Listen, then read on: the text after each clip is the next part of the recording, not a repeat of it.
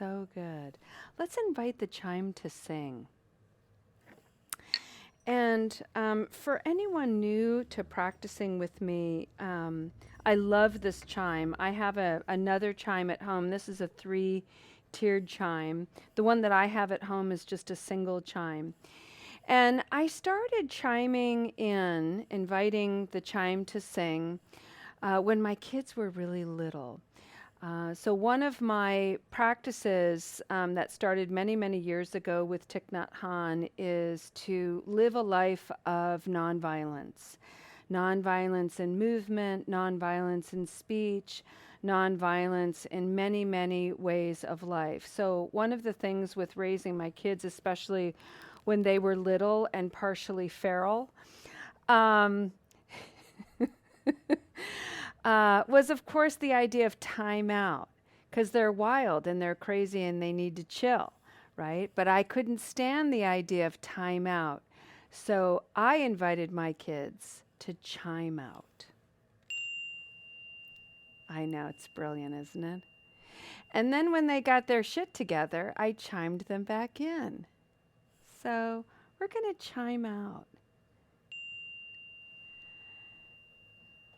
Not because we're wild, not because we're feral, although maybe we are. Who's to say? But because we are mastering coming into the present moment, this moment right here, right now, together. And I want to welcome everyone to the Spokane Sangha, to Recovery Dharma, to reimagining what recovery and support looks like, to step into and upon your journey of recovering yourself, your truest self, your Buddha nature, qualities of a whole human being, light and dark, good and bad, virtuous and scandalous, skillful and wobbly.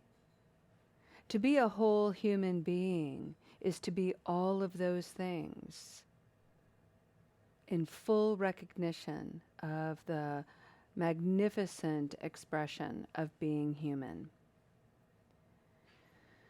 The best way to explore all of that is through a vehicle called meditation, present time awareness. There are many ways to meditate. I'm sitting on a cushion, my legs are crossed, my fingers are connected together in a posture, my eyes are closed, and I'm quiet. But meditation can also be in full movement, exercising, walking, driving, chopping carrots, washing your bathtub, sewing on a button. It doesn't matter. That's the point, friends. However you want to show up to your meditation, to your present time awareness, do that, be that, with full permission, grace, and joy. If you'd like to lie down, do that. If you fall asleep, celebrate the leniency that you've given your body, clearly needing some rest. The journey of recovery is not only an emotional, mental, psychological, spiritual one, it's physical. Many of us on this journey have been abusing and misusing substances to toxic degrees. And it takes a long time for the body to clear itself of these toxins and regulate itself. It can take years, actually. So if the body needs to rest, let it joyfully. And let us have an intention to set our tone today for this beautiful practice. This little painting, this sentiment of metta. I write sentiments, I write little messages on the back. Loving kindness. This one reads, may you see how you are divine mystery. May you see how you are divine mystery.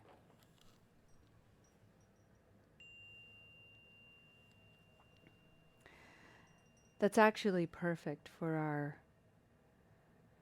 topic today, which is mastery and pleasure. Yesterday in our meditation, Dustin led us on a cosmic journey into the solar system, exploring different planets, being in all that space, and then returning to Earth. And he was using the physical description of these planets and what we know about them as a metaphor and an invitation to love ourselves. So, for instance, the fiery, bright nature of Venus is an invitation to look at the fiery, bright nature within each of us. Is there something about your luminescence and warmth that you can love?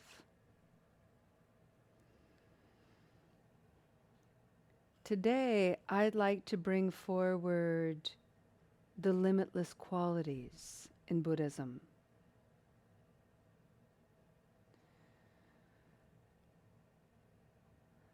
There are 4 that the Buddhist practice invites us to hold near and dear.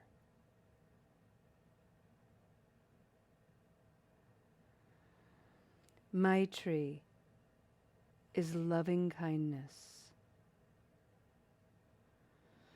Many of us have cultivated all kinds of negative habit energy. The way we've abused alcohol, drugs, sex, gambling, social media, food. But we've also cultivated a psychological negative habit energy by the negative self-talk that we continue to perpetuate. And when we look at that negative self-talk honestly, we have to admit that there are times that we have talked to ourselves in such a way that we would never speak to another human being. We give ourselves so much permission to be loathsome, hateful, vicious, aggressive, harsh, violent. The cultivation of loving kindness is an antidote. It is a way of looking at the ways we disappoint ourselves, the way we don't measure up, the shame we feel and the regret and guilt, and to acknowledge it honestly,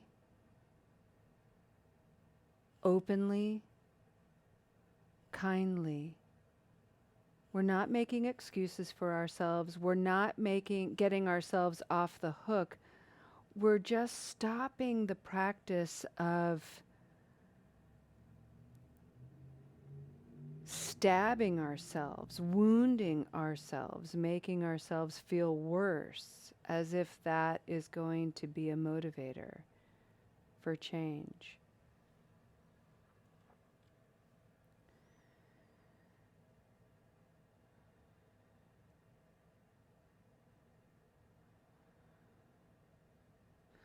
Last Friday, I brought forward one of Thich Nhat Hanh's practices, which is to sweet talk yourself. And the preface is to call yourself darling.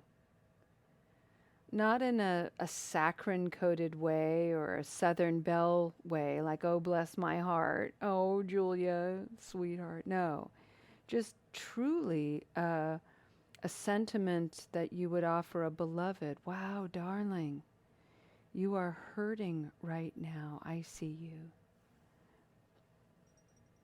That is a kind thing to say rather than, Julia, you idiot, you jerk. What a moron. That is violent and aggressive, unskillful, and of no benefit.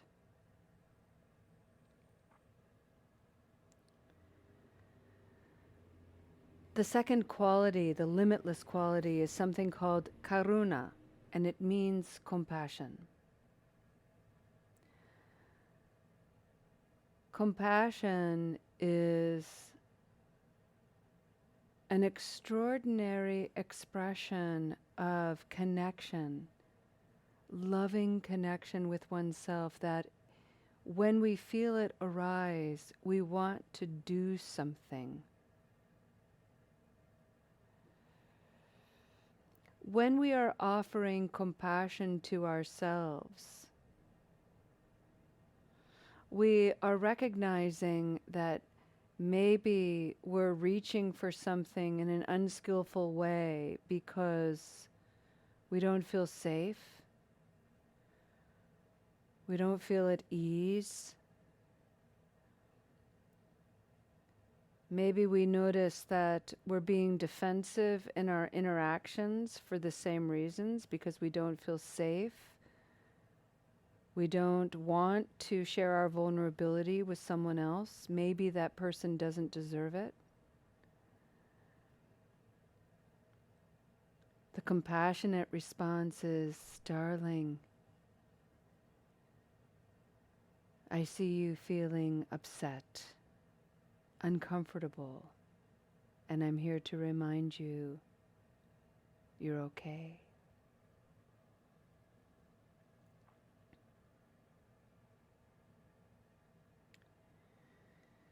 Maybe another mantra is, may I have ease. And perhaps the way to access that is as simple as taking an inhalation and an exhalation.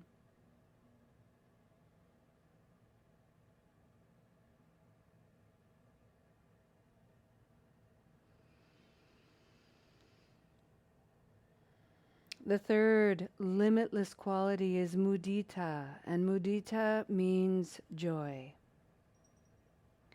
One of the things in the Spokane Sangha, and I think in Recovery Dharma, that is different than traditional programs is we don't have a tendency to rehash the gig, as I like to call it. We don't go over our worst drug and use stories again and again and again.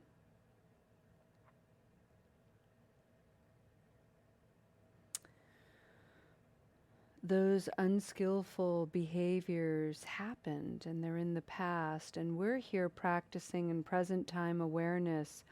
What do we see? What have we learned? And what are we going to do differently going forward?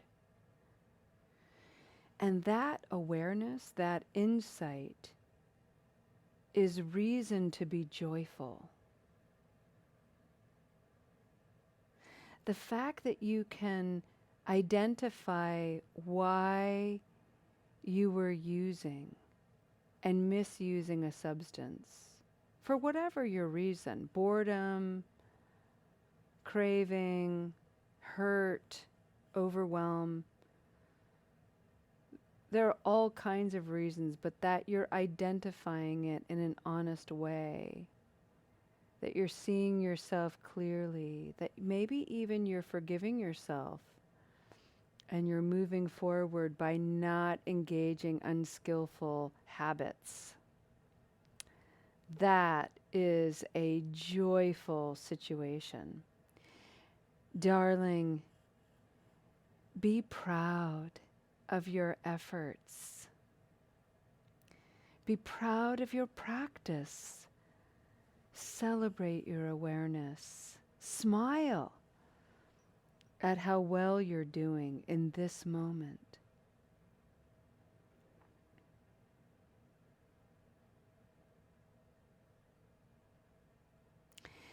If you have a mind anything like mine, there's an inner critic there that's real quick to want to snuff out the flame of joy.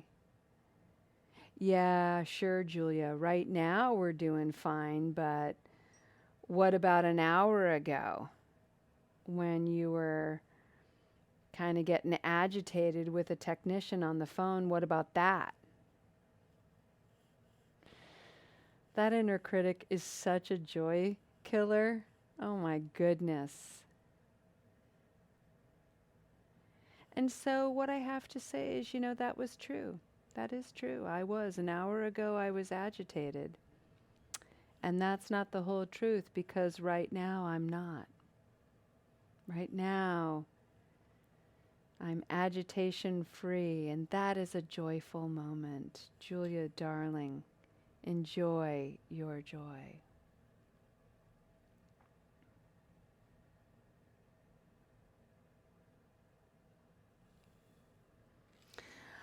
I have another personality in my mind that is quite paranoid and fearful. And that little archetype is right next to my buzzkill inner critic, right? And this fearful, paranoid archetype is like, yeah, but what if the joy doesn't last? What are we going to do? What if? And that's when I say, Julia, darling, this joy is not going to last. The nature of reality is impermanent. Okay. And we're going to be joyful at being aware of that and stay peaceful to the best of our ability. Because that is infinitely more fun than being agitated and fearful all the time. And this brings us to upeksha, which is equanimity. And it's that word in our Buddhist practice is kind of a funky word. And Thich Nhat Hanh liked to talk about equanimity in such a way that resonates very deeply with me. Equanimity is space. It is the capacity to open up and see yourself in a very spacious manner. When we are tight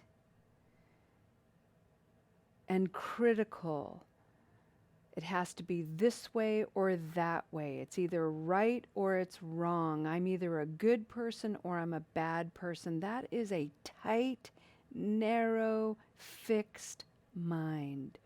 The cultivation of equanimity is like taking the lid off and releasing all of that, releasing the doves of your magnificence, letting them be free. Thich Nhat Hanh often used the word freedom when he spoke of upeksha. Cultivating equanimity is the invitation for us to remember that as a whole human being, the nature of you is both light and dark, both good and bad, both fertile and rotten, both virtuous and scandalous. We have a habit in the West that is very dualistic in its action and thinking. We have to be either one or the other, and we suffer as a result of this mythology. Whereas if we can examine the bothness that makes us a whole human being, we begin to have more ease.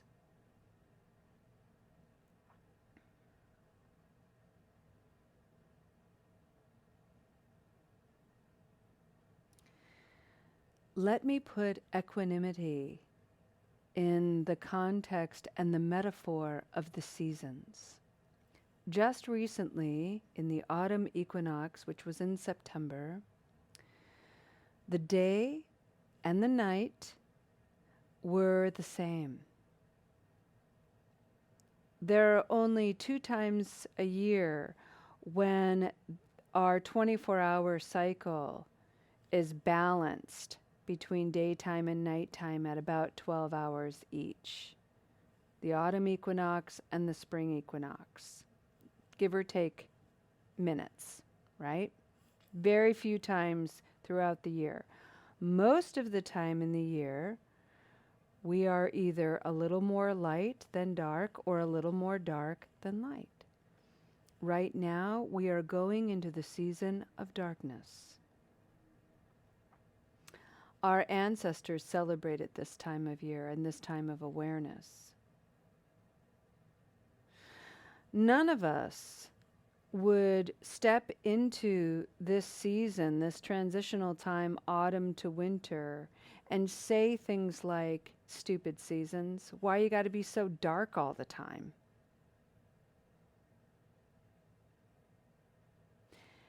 But we do that toward ourselves all the time.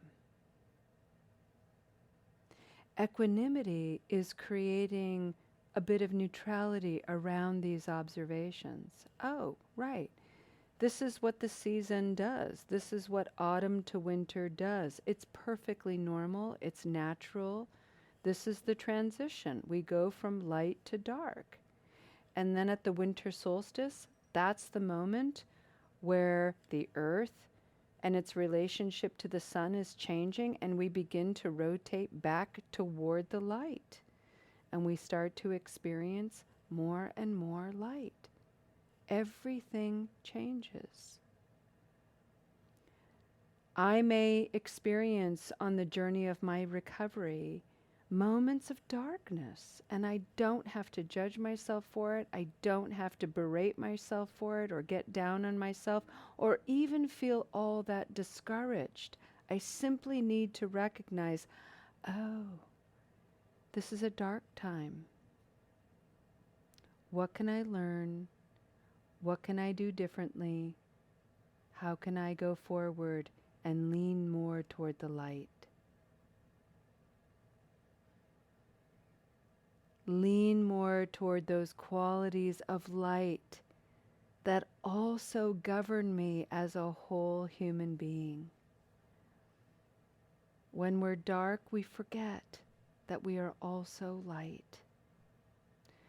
Equanimity is the constant practice of remembering that. You are both your best qualities and your worst ones.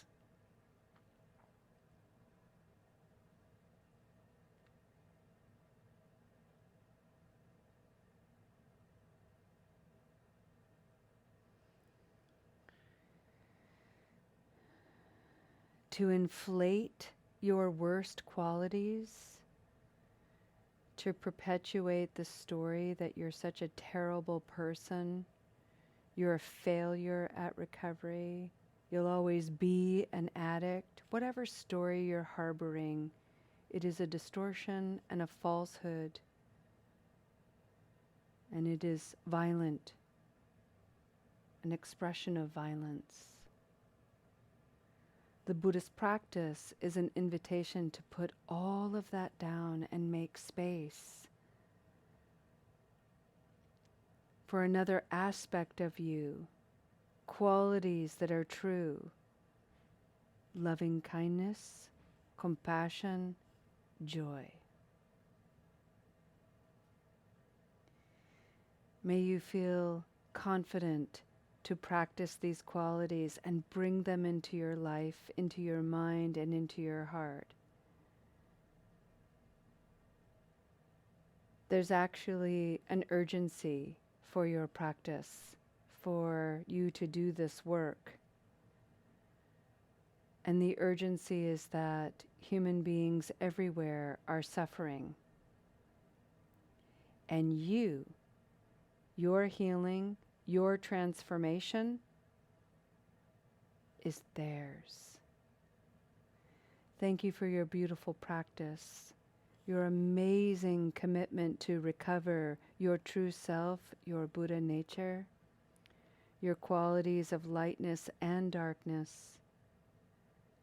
May you find healing and ease, beauty and wonder, joy and divine mystery in your practice.